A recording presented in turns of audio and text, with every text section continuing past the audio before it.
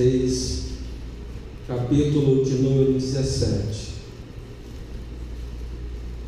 Eu quero nessa noite falar com os irmãos sobre o Deus de toda provisão. O Deus que pode prover para todas as nossas necessidades, seja qual for a nossa necessidade, Deus é poderoso para prover para cada uma das nossas necessidades. Acharam, meus irmãos? Primeiro livro dos Reis, capítulo de número 17, nós vamos ver do versículo de número 1 até o versículo de número 7. Quem achou diz amém. Amém.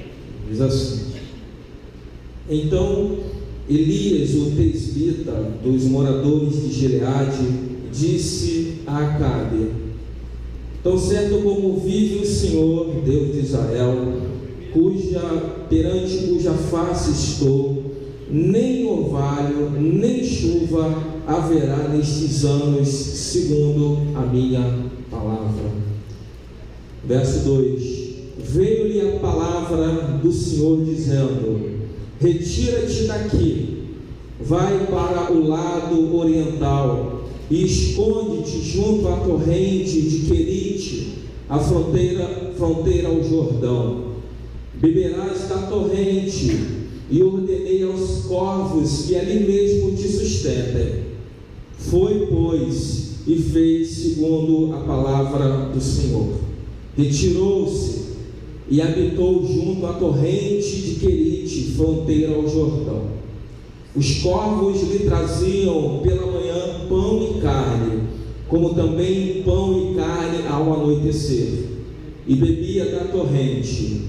Mas passados dias a torrente secou, porque não chovia sobre a terra.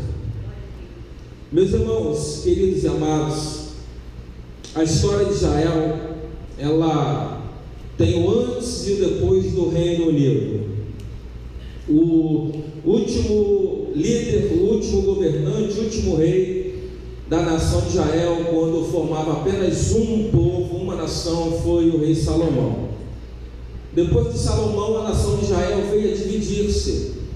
E aí não há tempo de nós entrarmos nas questões que deflagraram essa divisão, mas o fato é que a nação de Israel, que era uma nação única, coesa, se dividiu em dois povos, em dois grupos, em duas nações, podemos assim dizer, uma chamada Judá e a outra chamada Israel. A nação de Israel foi que capitaneou a quantidade maior de tribos do antigo Reino Unido. 10 tribos ficaram com o Reino Norte, que foi chamado de Israel, e 2 tribos ficaram com o Reino Sul, que foi chamado de Judá. Esse Reino Norte, o primeiro rei desse Reino Norte, depois da divisão do Reino de Israel, foi um indivíduo chamado Jeroboão, um indivíduo extremamente idólatra, extremamente perverso, extremamente pagão. E a partir desse indivíduo, uma série de outros reis de Israel sucederam e governaram Israel, e é interessante que cada um deles conseguiram ser pior do que o seu antecessor. O reino de Israel foi governado por governantes perversos e muito ruins. Eles praticavam todo tipo de idolatria que vocês possam imaginar. Adoravam os astros, adoravam a criação, praticavam cultos pagãos. Um dos cultos que eles praticavam era o culto ao deus Moloque, um deus extremamente, uma divindade pagã, em que os próprios pais apresentavam os seus filhos em sacrifício de holocaustos. Pais entregavam os seus filhos para serem queimados vivos, nesse altar do deus Moloque. E tantas outras coisas eles praticaram, até que chega um rei chamado Onri, no verso de número 25 do capítulo anterior, do capítulo 16, você tiver com a Bíblia aberta, você vai ler o seguinte, o capítulo 16 de 1 Reis, versículo 25, diz assim: fez homem o que era mal perante o Senhor, fez pior do que todos quantos foram antes dele. Então isso era recorrente. Todos os reis conseguiam se superar. Eles conseguiam ser muito piores do que o reinado anterior. E depois que Orne passa, o seu filho Acabe, que é muito conhecido nosso, ele assume o reinado, e ele, para manter a tradição dos reis de Israel, ele consegue também ser pior do que o seu pai. Verso de número 30 desse capítulo 16 de 1 Reis, diz assim: fez Acabe, filho de Orne, o que era mal perante o Senhor, mais do que todos os que foram antes dele. Isso foi uma tônica no reinado de Israel. Cada rei conseguia se superar em maldade, em perversidade, em iniquidade do que os seus antecessores. Isso se dá, meus irmãos, porque Deus já não era mais o centro daquele povo.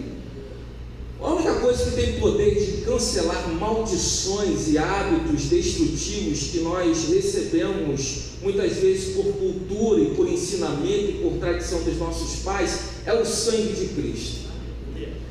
A palavra diz, o apóstolo Pedro escrevendo, ele disse que nós fomos comprados não fomos comprados nem com prata, nem com ouro, nem com coisas corruptíveis, mas com o precioso sangue de Cristo, que quebrou, que nos resgatou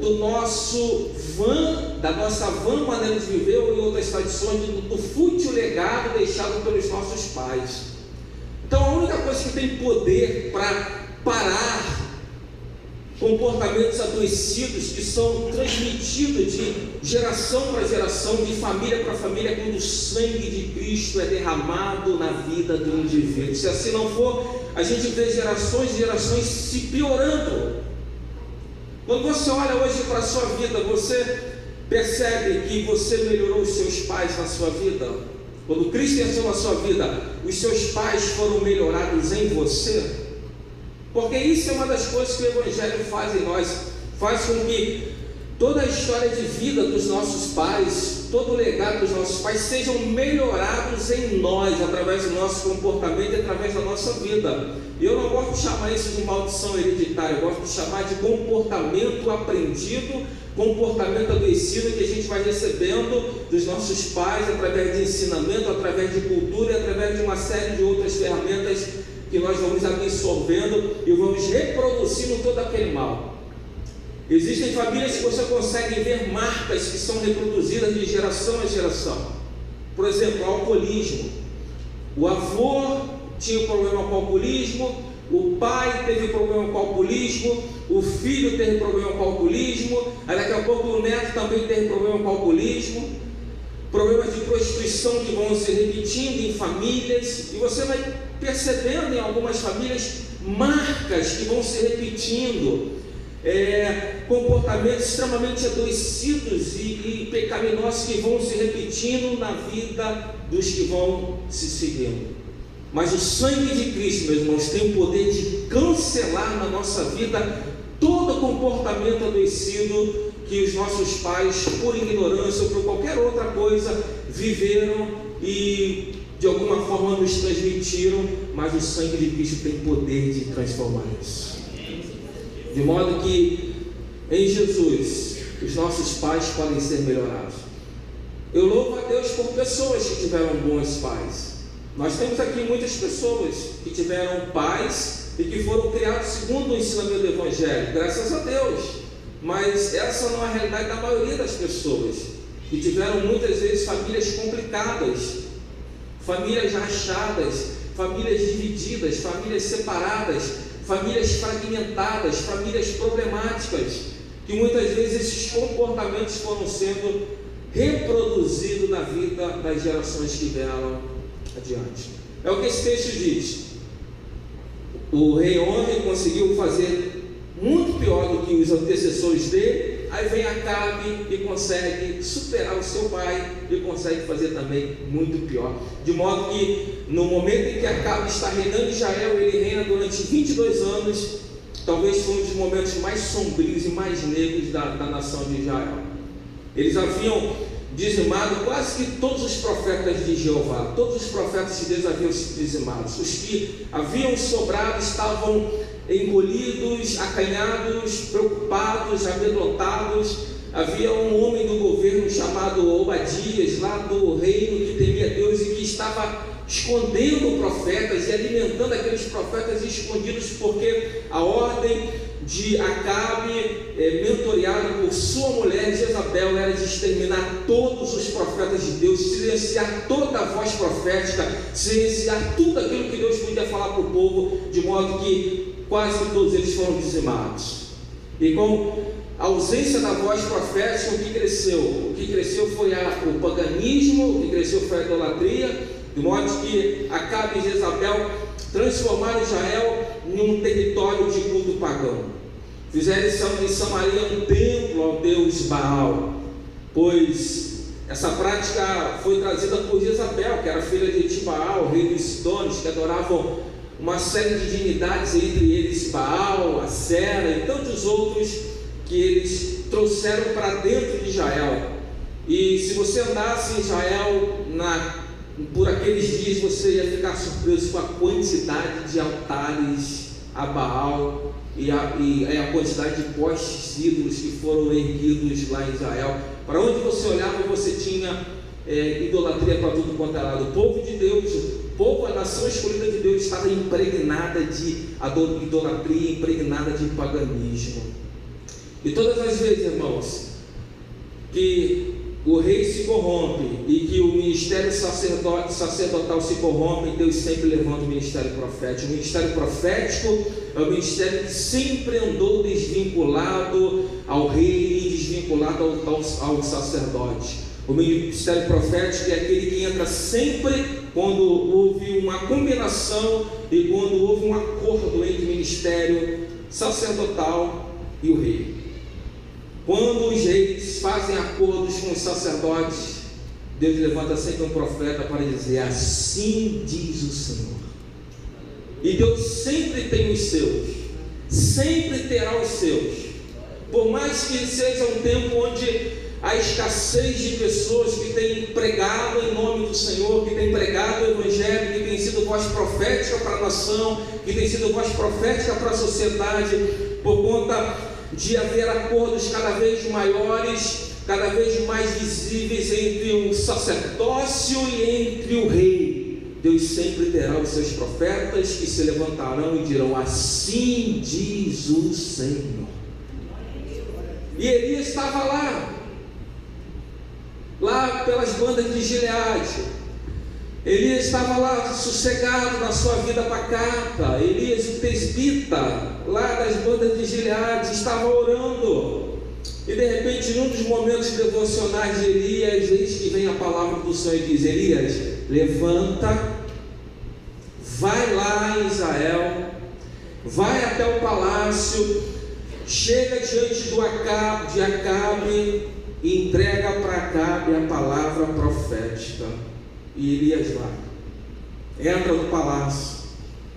Elias não era conhecido, Elias vivia retirado para as bandas de Gileade, e de repente aquele homem meio esquisito entra no palácio, se vestia meio de forma excêntrica, e ele entra com uma única missão. Ele não quer comer, ele não quer beber, ele não quer acordos, ele não quer benécias, ele só tem uma missão: é transmitir aquilo que Deus havia lhe dito. E ele chega diante de Acabe e diz: olha, Acabe, assim como vive o Senhor de Israel, perante cuja face eu estou, não vai chover durante anos aqui nessa terra, nem orvalho vai descer sobre essa terra. Numa afronta real contra o Deus que estava sendo idolatrado naquele momento, que era Baal, que era considerado o Deus da fertilidade, o Deus que controlava o sol, a chuva, as estações, a temperatura, todos os elementos tão fundamentais para que houvesse possibilidade e viabilidade de vida, de plantio, da agricultura e de tantas outras coisas. Pois o que será se não houver chuva? O que vai ser da agricultura se não houver chuva? O que vai ser da vida se não houver água?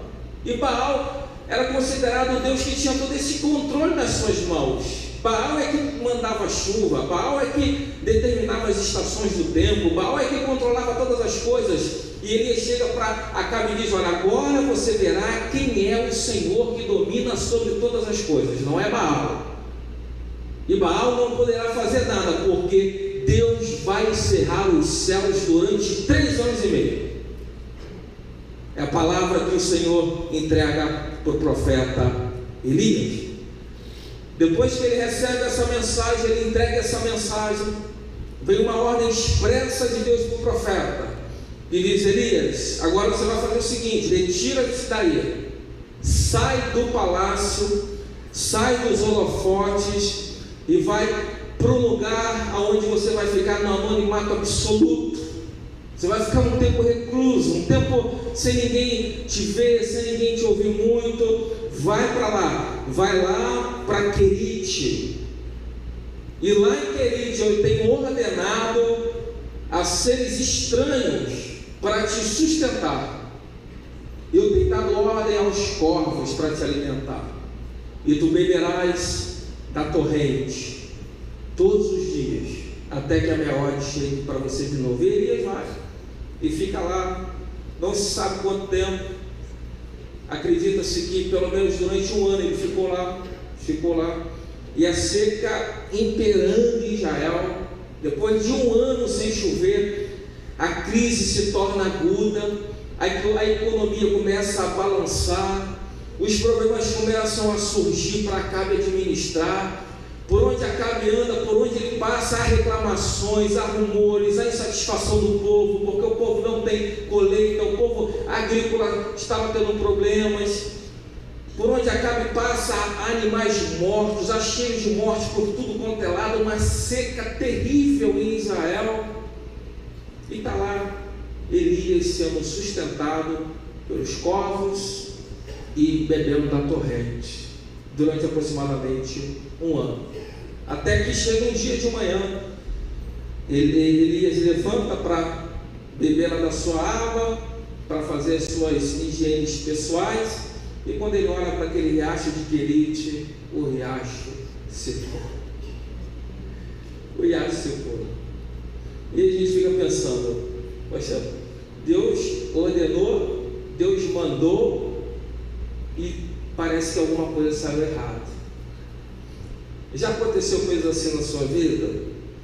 E parece que você estava fazendo tudo direitinho, você estava fazendo tudo conforme a orientação de Deus, e parece que alguma coisa deu errado, parece que Deus errou no cálculo, alguma coisa deu errado. E aí nós vamos aprender, irmãos, com esse texto aqui, de que a maioria das coisas que aos nossos olhos estão erradas e não estão dando certo, estão dentro do plano perfeito e insondável de Deus. Um monte de coisa que você olha e diz: poxa, isso aqui não está legal, poxa, isso aqui não está dando certo, e aí você fica achando que tem alguma coisa errada, mas eu quero que você saiba que está tudo dentro do plano insondável e soberano de Deus. Quando Deus manda o profeta retirar-se dali, Deus estava na sua mente com 2 coisas para trabalhar na vida do profeta. A primeira coisa, quando Deus manda o profeta sair do palácio e ir para Querite, primeiro, Deus estava protegendo o seu profeta. Coisas que a gente acha que veio para o nosso mal, na verdade Deus estava nos protegendo. Coisas que você olha e você contabiliza como perda, Deus estava te protegendo. Coisas que Deus tira da nossa vida e você lamenta achando que perdeu, Deus estava te protegendo.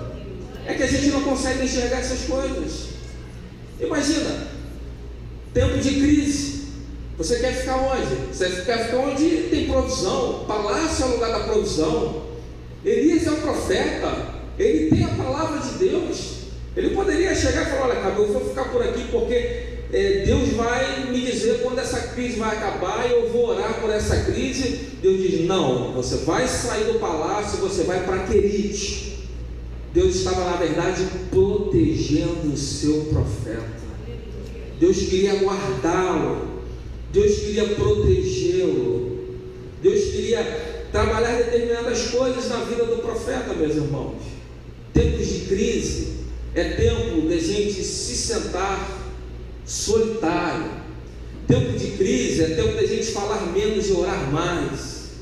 Tempo de crise é tempo da gente deixar de ficar se mostrando e entrar na presença do Deus Todo-Poderoso.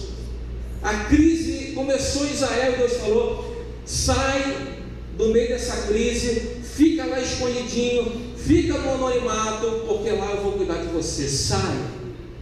Está passando crise? Fala menos. A crise chegou na sua vida? Fale menos, ore mais. É tempo de falar menos. Não fique tentando se justificar, não fique tentando falar coisas. Fique quieto diante de Deus, fique no anonimato. A segunda coisa que Deus estava na sua mente em relação ao profeta, a primeira era para proteger o seu profeta, e o segundo era para preparar o seu profeta. Primeiro ele protegia, e segundo ele estava preparando o seu profeta. Deus o manda para um lugar que carrega um significado extraordinário. As palavras do Antigo Testamento, irmãos, o significado das palavras do Antigo Testamento, elas trazem significados extraordinários, não são por acaso. Por isso eu gosto muito de pesquisar as palavras do Antigo Testamento no seu sentido original, porque elas sempre trazem alguma relação com aquele contexto ali. Deus o manda para Querite, uma palavra hebraica que significa colocar na medida certa. Deus está levando o seu profeta para que ele pudesse ser colocado na medida certa. Esse era um termo designado para as pessoas que manuseavam madeira e pegavam determinados pedaços de madeira e aparelhavam e cortavam na medida certa para realizar e executar determinados serviços. E quando a madeira estava na medida correta, estava aparelhada para ser usada, então dava-se o nome de Querite. Querite é ser cortado e colocado na medida certa. Deus está colocando o seu profeta na medida certa.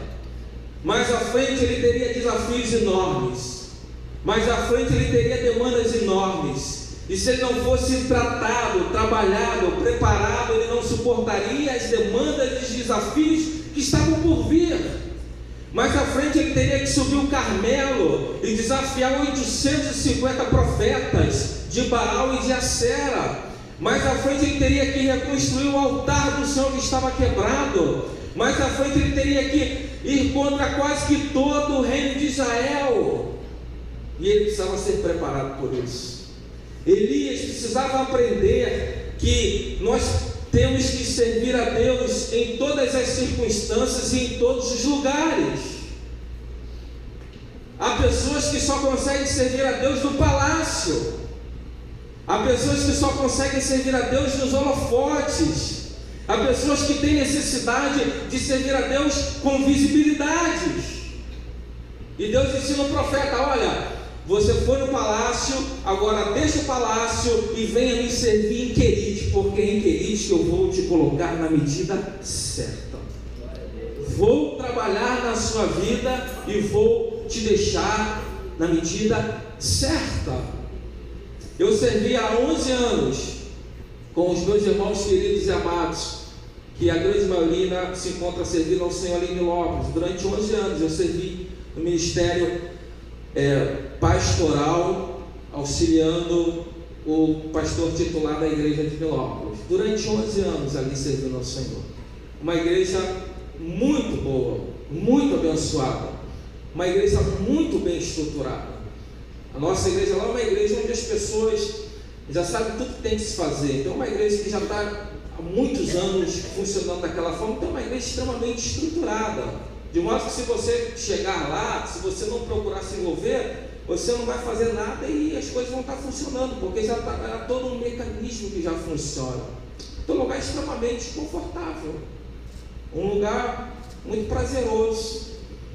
E aí, depois de 11 anos, chega a voz do Senhor e diz: sai do palácio e vai para Querite. Mas por quê? Não tem outro lugar não, senão?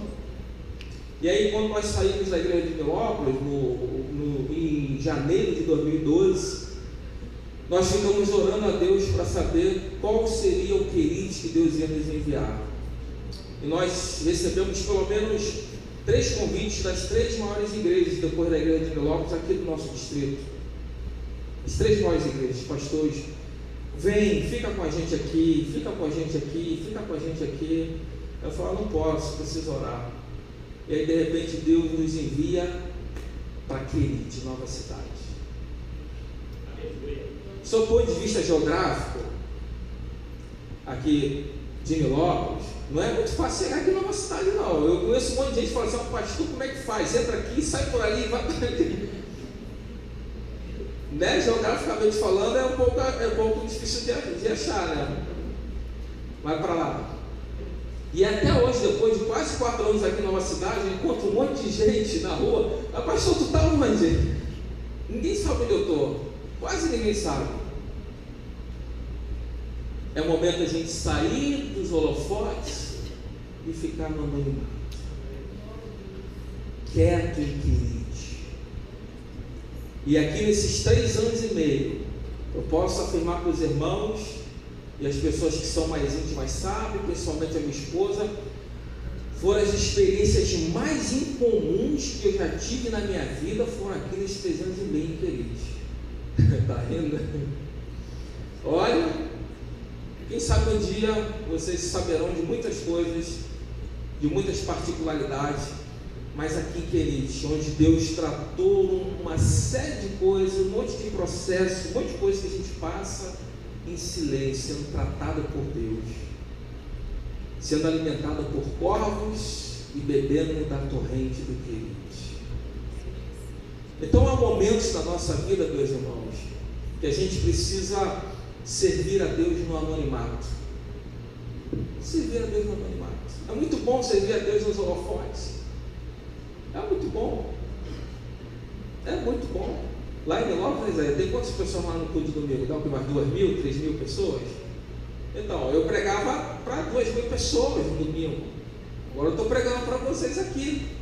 Dá uma diferença, né, em relação à quantidade? Olha, mas hoje estou extremamente feliz de estar pregando para vocês aqui. Não me faz falta. Por quê? Porque é tempo de estar no Querite. Eu estava pensando hoje, Elias ficou no Querite por volta, ali no Querite, depois ele vai para Sarepta, 3 anos e meio. 3 anos e meio, eu estava pensando nisso hoje. Até que depois a palavra do Senhor chega a ele.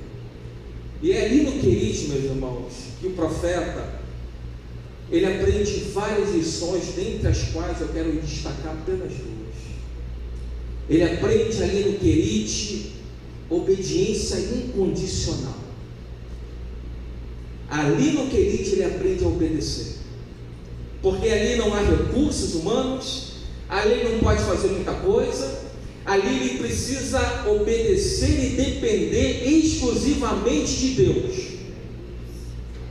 Ele precisa obedecer e saber de que a palavra do Senhor é verdadeira, de que o corvo vai trazer o alimento, porque se assim não for, não tem o que comer, porque Deus falou, só vai. Ah, tem supermercado lá, senhor? Não, não tem não. Tem algum lugar para eu comprar? Não, não tem não. Não tem nada. Eu ordenei aos corvos para que te alimente todos os dias. E aí ele precisa obedecer incondicionalmente. E pior, irmãos, é quando você está diante de uma ordem que é esquisita. Quando Deus manda você fazer algo, e Deus manda você para algum lugar que é extremamente esquisito. É esquisito. Quando eu falei para alguns pastores, olha, eu estou vindo para uma nova cidade, alguns pastores falaram, ficaram bem perplexos. Ué, pensei que você estava indo para uma igreja maior, mais bem localizada no centro. Eu falei, não, estou indo para uma nova cidade. Mas você vai para a tenda? Eu falei, vou para a tenda. Vou lá para a tenda lá, aquele povo abençoado lá na tenda lá. Vou ficar lá na tenda. E você fica meio perplexo, porque a ordem que Deus dá, irmãos, é para os corvos. Eu não sei se você sabe, mas os corvos são aves de rapina. Os corvos são animais famintos, que eles não cuidam nem da sua prole. O Salmo 147, no versículo 9, diz que clamam os corvos por socorro sem ter quem os alimente, e o Senhor os sustenta. Então, os corvos, eles não têm nenhuma consideração, nenhum vínculo com a sua prole. Eles são extremamente egoístas, são devoradores.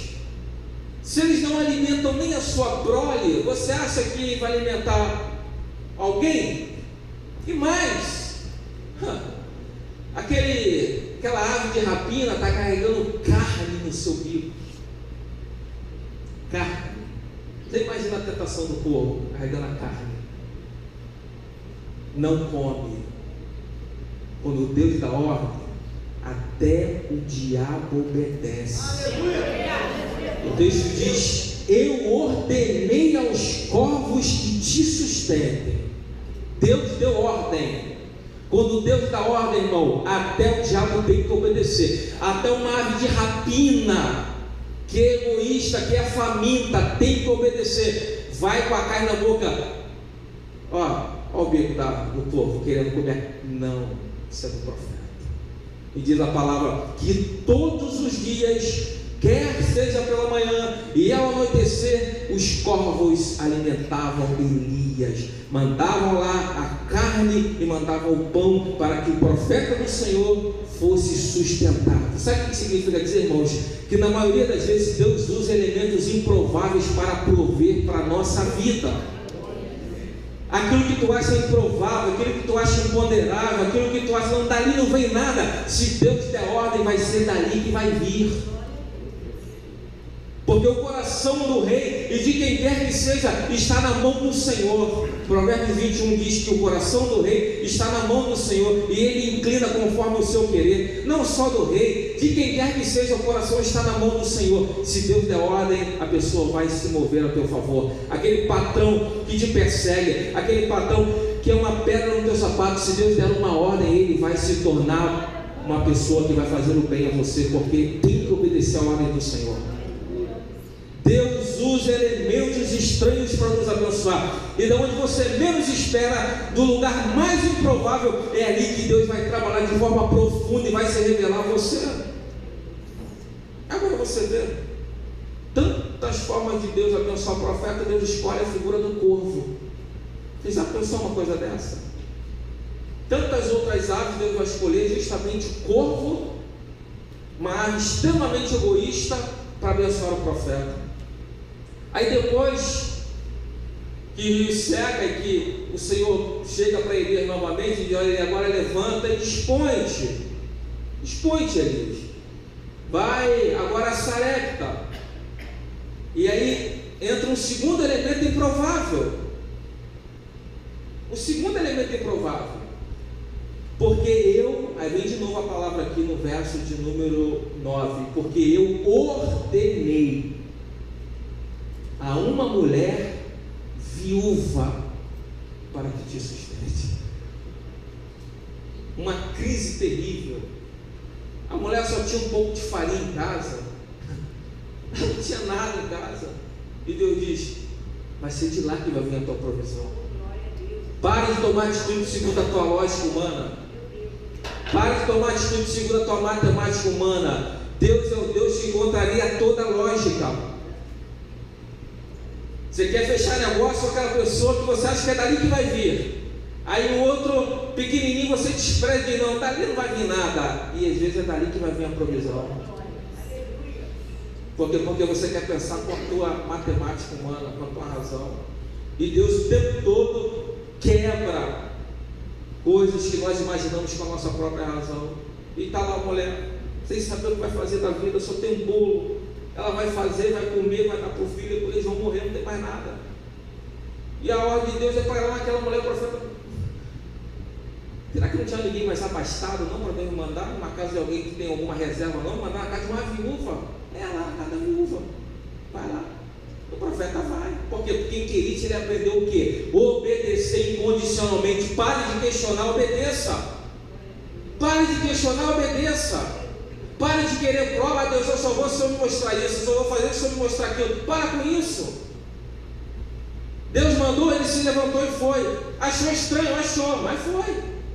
É estranho, mas eu vou, o Senhor está falando. Estranho. Mas ele já fez isso com os corvos. Quem foi alimentado pelos corvos, e o chamado ser alimentado por uma viúva, ele vai lá, e a mulher chega, o profeta entra sem provisão, sem nada, não está no texto não, mas ela deve ter falado, meu Deus do céu, quanto mais eu olho, mais assombração me aparece, pô, vem de vir alguém com provisão, vem alguém querendo também comida, em vez de vir alguém para me ajudar, vem alguém com necessidades também.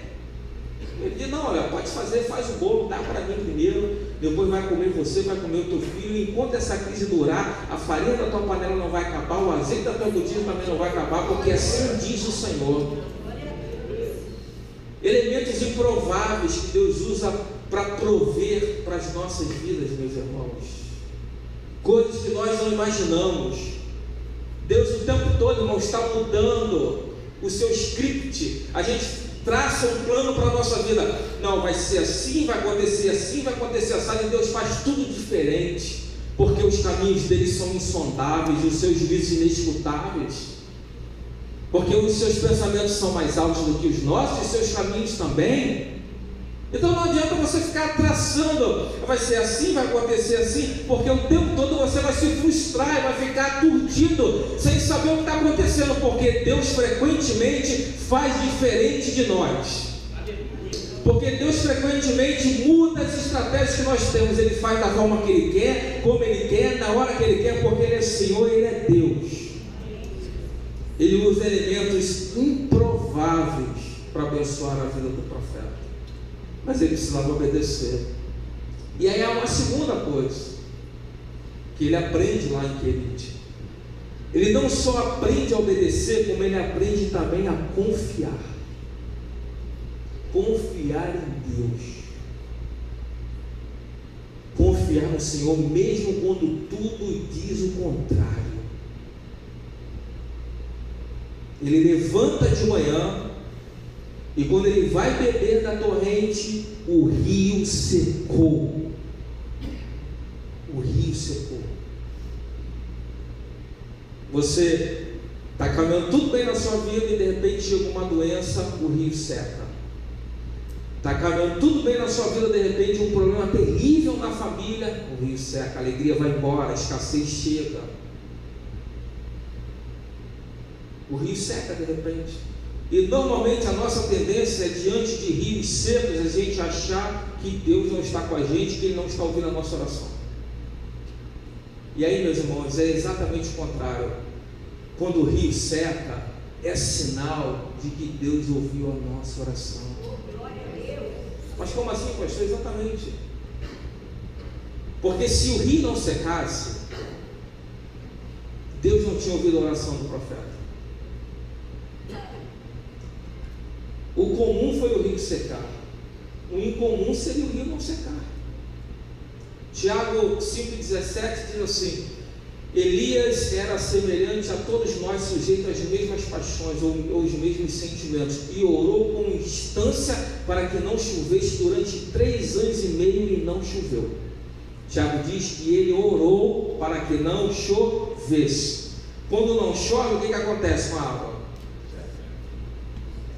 Então, na verdade, aquele rio seco não era a ausência de Deus, aquele rio seco era a presença de Deus. Aquele rio seco não era que Deus não estava ouvindo o profeta, pelo contrário, o rio seco era a indicação de que as orações do profeta estavam sendo ouvidas. Quantas orações você fez e você se esqueceu, e Deus, para atender essa tua oração, Ele secou rios na sua vida? É que você não entende. Eu tenho medo de fazer algumas orações. Quando você ora para Deus assim: Senhor, eu quero ser cheio cheio da tua presença, eu quero ser cheio da sua glória, eu quero ser um homem quebrantado, eu quero ser um homem humilhado, eu quero ser usado por ti. Como é que você acha que isso vai acontecer na sua vida? Você acha que vai acontecer na sua vida tudo? É assim? Você pediu, orou, acordou, caramba, acordei, já estou cheio da glória de Deus, é assim? Deus começa a secar rios na sua vida. Como é que Deus quebra orgulho? Nos humilhando. Como é que Deus nos quebranta? Mostrando para nós a nossa própria imperfeição, a nossa própria incapacidade. Ele vai nos quebrantando. Como é que Deus vai nos enchendo? Quando você vai se enxergando e vai vendo que nós não somos nada, Deus vai secando rios na nossa vida, porque você orou. É que você esqueceu, mas você orou. E agora quando o rio seca, você fica: Senhor, cadê o Senhor? Senhor, por que esse rio secou? Senhor, por que isso está acontecendo na minha vida? Você não pediu para Deus quebrar o teu orgulho? Você não pediu para Deus te quebrantar? Você não pediu para você ser cheio de Deus? Você não pediu para você ter revelações de Deus? Você não pediu para ser cheio da glória de Deus? Você achou que isso vinha como? Como é que você achou que isso ia chegar na sua vida? Como é que você achou que isso ia chegar na sua vida? Então o rio secou na sua vida. Dê glória a Deus, porque Ele está ouvindo as suas orações. Ele está ouvindo as suas orações. E Ele está trabalhando na sua vida. Ele está trabalhando no seu ser. Coisas estão sendo alteradas em você.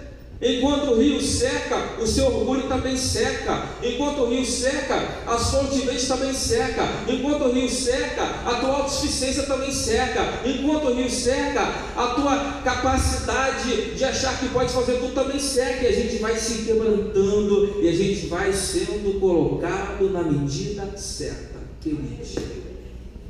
Deus vai nos conformando com o que Ele nos colocando na medida certa. Mas Ele está lá com a gente. Um rio secou, a porta da viúva se abriu. Ele vai cuidar.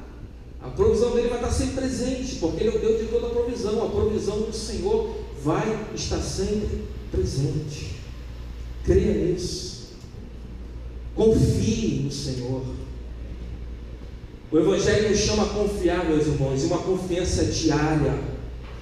O Evangelho nos chama a olhar para as aves dos céus e ver que eles não semeiam, que eles não trabalham, que eles não fiam. Contudo, o Pai Celeste cuida, provê. Você nunca vai ver uma ave caída porque morreu de fome. Você pode ver de outra natureza, alguém atingiu, alguém atropelou, alguém matou, mas você nunca vai ver uma ave caída no chão porque não teve o que comer. Você nunca vai ver. Por quê? Porque o Senhor é o Deus de toda a provisão. Ele disse: olha, o Pai Celeste a sustenta. Quanto mais vós que valem muito mais do que aves, vocês que são a coroa da criação, vocês que são o deleite, o prazer de toda a criação de Deus, Deus não proverá? Confie em Deus todos os dias, meus irmãos. Não importa a crise. Nós estamos vivendo um tempo de crise, mas o Senhor Deus é o Deus de toda a provisão. A porta vai se abrir. Se não se abrir, Ele vai enviar corvos. Deus trabalha usando o ordinário, o comum, para nos abençoar. A forma de Deus abençoar o homem é usando coisas ordinárias, coisas que são comuns. Deus abençoa pessoas usando pessoas. Amém? Deus abençoa pessoas usando pessoas. É assim que Deus usa. Deus nos faz ser resposta de oração para outras pessoas. Mas se não houver pessoas capazes de abençoar, Deus faz o incomum. Se não há pessoas que possam te abençoar, então Deus faz o incomum. Como pessoas não podiam abençoar o profeta, Deus deu ordem ao incomum, ao povo. É assim que Deus faz, meus irmãos. Creia na provisão de Deus. O Senhor é o Deus de toda a provisão. Vamos ficar em pé, vamos orar em nome de Jesus.